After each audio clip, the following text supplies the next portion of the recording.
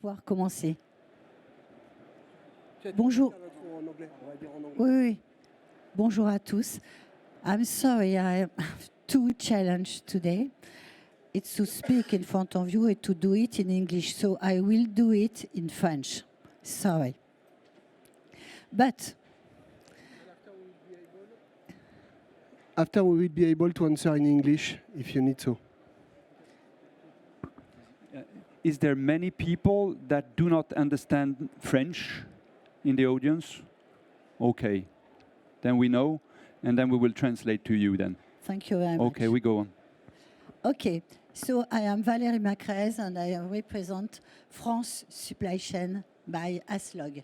Donc France Supply Chain, c'est une association donc française, mais qui couvre aussi des entreprises un peu partout dans le monde. Et en fait, notre réseau est autour de la supply chain. Alors, j'imagine que vous connaissez tous.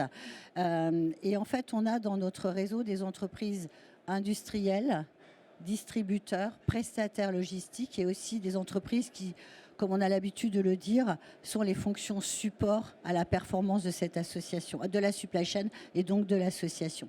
Et quand on parle de 450 entreprises, c'est à peu près 5000 collaborateurs qui agissent dans les groupes de travail et dans les labs que nous représentons. Alors parmi nos adhérents aujourd'hui, vous allez le voir, ce sont quand même des grands groupes français, mais pas que. Alors on a mis les plus gros, parce qu'on se dit aussi que pour faire bouger les lignes ou pour faire bouger les choses, il va falloir s'appuyer sur les plus grandes entreprises qui vont aussi entraîner les entreprises plus petites. Voilà. Alors, qu'est-ce qui s'est passé en 2021 ? Alors, d'abord, cette association, elle existe depuis à peu près 50 ans.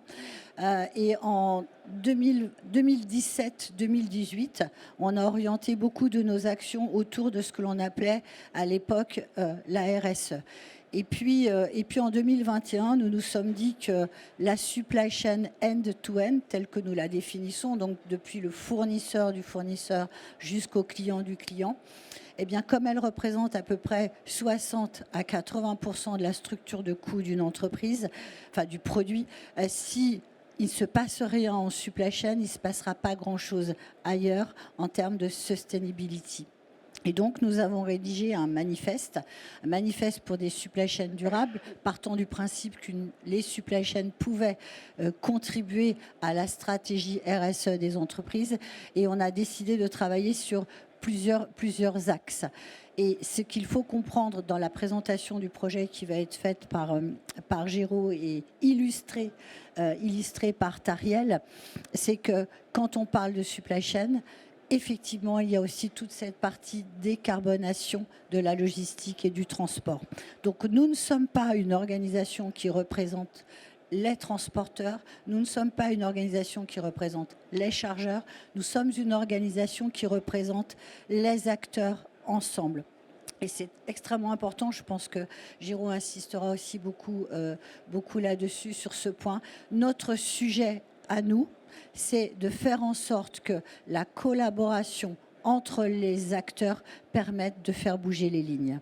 Et c'est ce qu'il faut retenir de l'association que je représente. Voilà.